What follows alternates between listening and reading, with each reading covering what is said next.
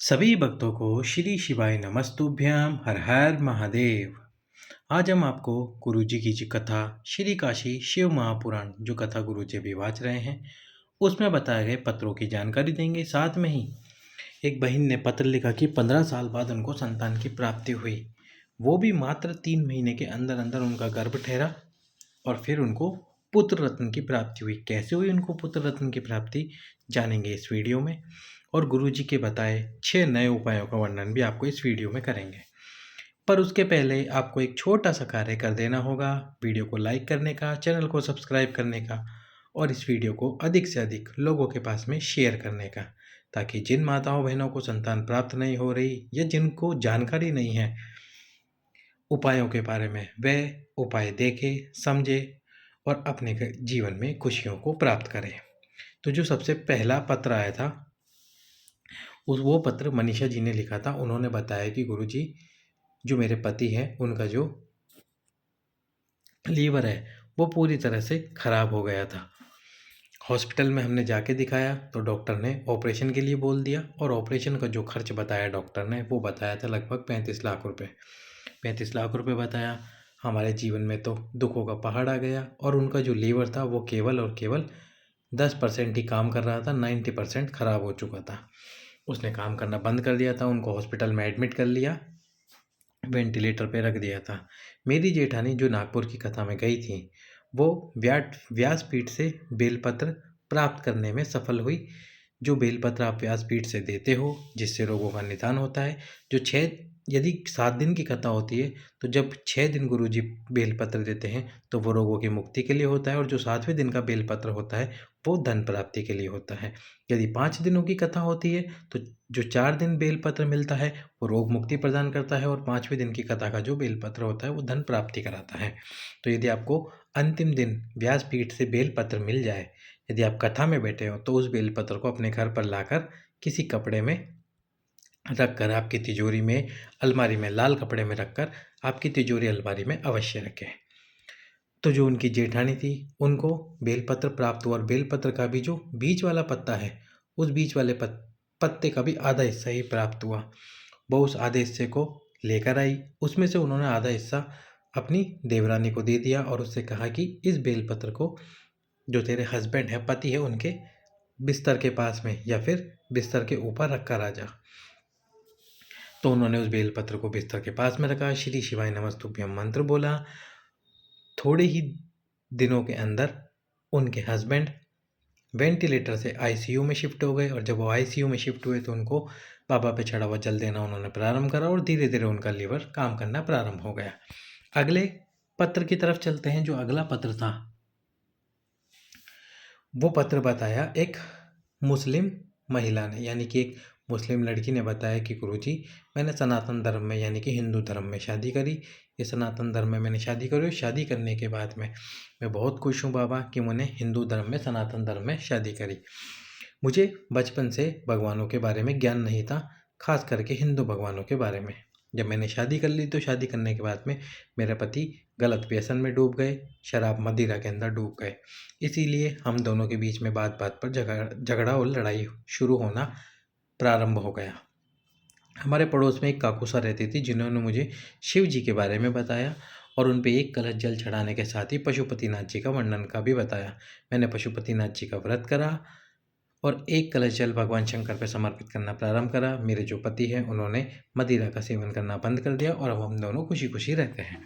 अगला जो पत्र था वो पत्र था पूजा रमेश जी का, जिन्होंने बताया कि गुरुजी, 15 साल हो गए थे मेरी शादी को, और 15 साल से मुझे संतान की प्राप्ति नहीं हो पाई थी। अब 15 साल बाद तो 15 साल हो ही गए थे, तो मैंने संतान की आस तो छोड़ दी थी कि मुझे संतान प्राप्त हो सकती है। हमारे अड़ोस पड़ोस में, यानी कि हमारे पड़ोस में बहुत सारी माताएं, बहनें या महिलाएं रहती हैं जो कि आपकी कथा सुनती हैं, और आपकी कथा में यदि मौका मिलता है तो आपकी कथा में भी जाकर आती है। उन्होंने मुझसे कहा कि 15 साल तो हो गए हैं और कितना वर्ष निकालेगी, एक बार भगवान शंकर पर विश्वास रख और भगवान शंकर की पूजन अर्चना करना प्रारंभ कर दे। शिव जी के मंदिर में जा, झाड़ू पोछा करना प्रारंभ कर।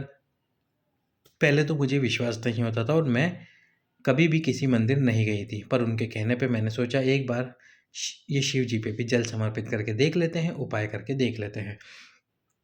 तो उन्होंने शिव जी के मंदिर में झाड़ू पोछा करना प्रारंभ करा।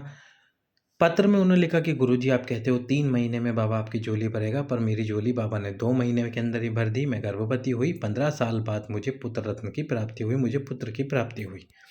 अगला जो पत्र था, अगला पत्र आया, वो छाया जी ने लिखा था। छाया जी ने अपने पत्र में बताया कि जो उनका बेटा था वो बोल नहीं सकता था, उसकी आवाज़ नहीं थी। उन्होंने महादेव पर जल चढ़ाया और पशुपतिनाथ जी का व्रत करा। पशुपतिनाथ का व्रत करा किस लिए? कि उनके बेटे की आवाज़ वापस आ जाए। जब वो दूसरा व्रत कर रही थी तो दूसरा व्रत करके मंदिर के बाहर उनका बेटा खड़ा हुआ था और वो 5वां दीपक प्रज्वलित कर रही थी, तो पता नहीं क्या हुआ, उनका बेटा सीढ़ियों से नीचे गिरा। 5वां जैसे ही दीपक उन्होंने प्रज्वलित करा शिव जी के मंदिर में, उनकी गोदी में आके बैठ गया। उसके सर से रक्त बह रहा था। उनको दुख हुआ कि मैंने तो पशुपतिनाथ जी का व्रत करा था अपने बेटे की आवाज़ लाने के लिए, और ये तो रक्त बहने लग गया। पर थोड़ी ही देर में उनका बेटा माँ माँ माँ चिल्लाकर बोला। उनकी खुशी का कोई ठिकाना नहीं था कि उनके बेटे की आवाज़ जो इतने वर्षों से नहीं थी, वो आवाज़ वापस आ गई। वो आवाज़ आ गई पशुपतिनाथ जी के दूसरे व्रत में ही उनको अपनी मनोकामना पूर्ण हो गई।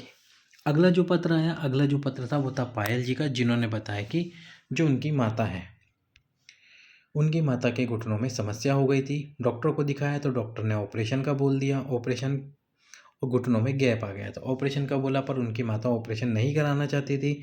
उन्होंने तो शिव जी के मंदिर में गई, एक बेलपत्र चढ़ाना प्रारंभ करा, बेलपत्र खाना प्रारंभ करा, जल समर्पित करके शिवलिंग पे जल समर्पित करके जल पीना शुरू करा।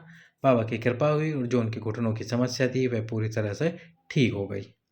इसी पत्र में उन्होंने एक जानकारी बताई कि उनकी बेटी है, उसका नाम आयशा है, जिसने 3 वर्षों से कुछ भी नहीं खाया, अन्न का एक दाना नहीं खाया, चॉकलेट नहीं खाई, कोई सी भी कार्बोहाइड्रेट वाली वस्तु नहीं ली उन्होंने। ना तो अन्न खाया, ना ही कुछ खाया। उसको स्वाद का पता नहीं था।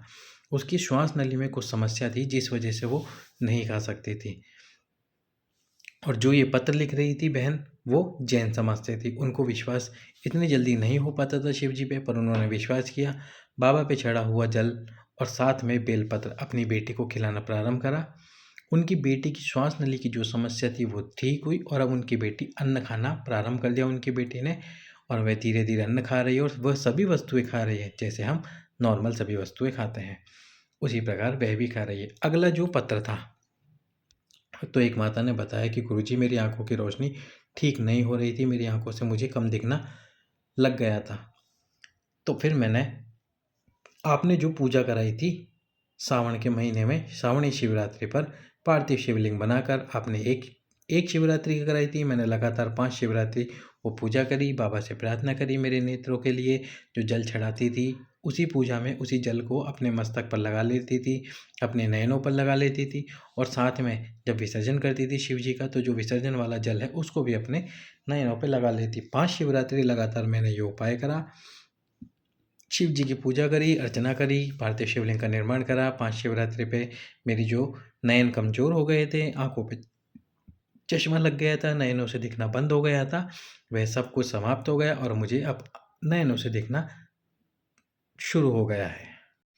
अब हम चलते हैं उपायों की तरफ। तो सबसे पहला जो उपाय बताया गुरुजी ने, वो बताया पारिजात के पुष्प वाला। यदि किसी बेटे की या किसी की नौकरी नहीं लग रही, तो पारिजात का पुष्प सफ़ेद कलर का होता है, बस ये बीच में से जो पुष्प होता है वो केसरिया कलर का होता है इस जगह से, और उसकी जो डंडी होती है वो भी केसरिया कलर की होती है। होता सफ़ेद कलर का और केसरिया कलर की उसकी डंडी होती है। तो सोमवार की अष्टमी के दिन, या फिर शिवरात्रि के दिन, या फिर महाशिवरात्रि के दिन, या फिर प्रदोष के दिन, जिस व्यक्ति की नौकरी नहीं लग रही, सर्विस नहीं लग रही, वह एक पारिजात का पुष्प भगवान शंकर के शिवलिंग के ऊपर समर्पित करे। बाबा आपकी नौकरी के योग अवश्य ही लगाएगा। अगला जो उपाय बताया गुरुजी ने, अगला उपाय क्या बताया गुरुजी ने, वो ये बताया कि जब भी आप शिव मंदिर में जाते हैं, तो ये जो माता पार्वती का हस्त कमल वाला हाथ है, ये जो माता पार्वती का हस्त कमल वाला स्थान है, इस स्थान को 7 या 8 बार अपने दोनों हाथों से दबाए, बाबा से प्रार्थना करे, अपने मन की बात बोले, माता पार्वती से अपने मन की बात बोले, महादेव से प्रार्थना करे, और ये जो स्थान है पूरा, इस पूरे स्थान को 7 या 8 बार प्रतिदिन दबाना प्रारंभ करें। मन की बात बोलकर बाबा आपकी कामना और मनोकामना अवश्य ही पूर्ण करेंगे, शीघ्र ही पूर्ण करेंगे। तीसरा उपाय जो बताया गुरुजी ने वो है, यदि आप कभी कहीं जा रहे हो और कहीं एकांत में आपको शिवलिंग मिल जाए, कहीं एकांत में आपको शिवलिंग मिल जाए, जो एकांत में शिवलिंग होता है उसको एकांतेश्वर महादेव कहते हैं, जो बिल्कुल एकांत में बैठे होते हैं। तो कहीं एकांत में शिवलिंग मिल जाए, आपको जाते समय दिख जाए, वो शिवलिंग बहुत महत्वपूर्ण होता है। जो एकांत में बैठा होता है, एकांत में शिवलिंग होता है, तो यदि आपके पास में जल भी ना हो चढ़ाने के लिए, तो उस शिवलिंग के सम्मुख में बैठकर श्री शिवाय नमस्तुभ्यम मंत्र करके, बाबा को प्रणाम बोलकर, श्री शिवाय नमस्तुभ्यम मंत्र बोलकर आपकी मनोकामना बाबा से बोलिए। बाबा आपकी वो मनोकामना अवश्य ही पूर्ण करेगा। पर वो होता है एकांतेश्वर महादेव, और एकांतेश्वर महादेव वही होते हैं जिस मंदिर में लोग प्रतिदिन नहीं जाते, जल समर्पित नहीं करते, कोई महाशिवरात्रि के दिन या फिर साल में 1-2 बार ही मंदिर जाता है, वो होता है एकांतेश्वर महादेव। तो आप ये उपाय अवश्य ही करें एकांतेश्वर महादेव वाला। यदि मान लीजिए आपको एकांतेश्वर महादेव नहीं मिलते हैं, तो आप किसी एकांत स्थान में जाकर किसी भी वृक्ष के नीचे मिट्टी उठाकर उसका शिवलिंग बनाकर उसकी पूजन अर्चना कीजिए। ये भी जो आप पूजा करेंगे ये एकांतेश्वर महादेव की ही पूजा कहलाएगी, एकांतेश्वर शिवलिंग का ही पूजन कहलाएगा। अगला जो उपाय बताया गुरुजी ने वो एक पत्र के माध्यम से बताया, जिस पत्र का वर्णन मैंने आपको किया था कि भाई उन माता के पति का लीवर खराब हो गया था, तो उन्होंने बेलपत्र दिया अपने पति को, साथ में 9-15 वाला, रात्रि के 9-15 वाला उपाय किया। ये उपाय आपको 5 दिन करना है। 5 दिन कैसे करना है, एक कलश जल ले लेना है, उस एक कलश जल में आपको आंवला डालना है। आंवला अभी आपको आसानी से मिल जाएगा, आंवले का एक टुकड़ा डाल देना है उस जल के अंदर। यदि आंवले का टुकड़ा ना मिले तो जो आंवले की पत्ती है वो एक पत्ती डाल दीजिए इसमें। यदि पत्ती नहीं मिल रही है तो जो सूखा आंवला मार्केट में मिलता है वो आंवला डाल दीजिए। यदि घर में कोई व्यक्ति हॉस्पिटल के अंदर है, वेंटिलेटर पे है, बेड पर है, तो आप रात्रि को 9:15 पे शिव मंदिर में जाइए। यदि शिव मंदिर रात्रि को बंद मिलते हैं आपको, तो जो आपके घर में शिवलिंग है उसी शिवलिंग के ऊपर ये कलश वाला जल समर्पित कीजिए आंवला डालकर, और उस व्यक्ति का नाम बोलिए। जो व्यक्ति हॉस्पिटल के अंदर है, वेंटिलेटर पे, उस व्यक्ति का नाम बोलकर समर्पित करें। केवल 5 दिन यदि आप ये उपाय करते हैं तो उस व्यक्ति को हॉस्पिटल से छुट्टी मिलेगी और वह घर पर आ जाएगा।